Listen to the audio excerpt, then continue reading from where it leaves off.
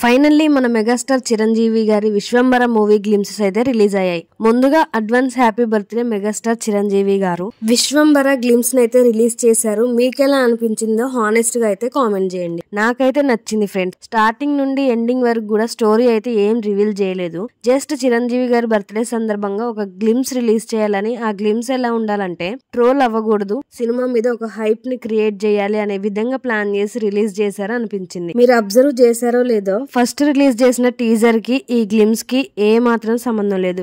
Teaser లో ఉండే రెక్కల గుర్రం, గద్దలు, ఆ విఎఫ్ఎక్స్ లు ఏం కనిపించలేదు ఈ గ్లిమ్స్ లో. అయితే ఈ గ్లిమ్స్ లో మొత్తం దుమ్ము లేపి అందులో నుంచి చిరంజీవి గారు నరుక్కుంటూ వచ్చే సీన్ ని హైలైట్ చేసి చూపించారు. చిరంజీవి గారి లుక్స్ కూడా చేంజ్ చేశారు. విఎఫ్ఎక్స్ వర్క్ కూడా బాగానే ఉంది. కీరవాణి గారి బ్యాక్గ్రౌండ్ బీజియం వేరే లెవెల్ అనిపించింది.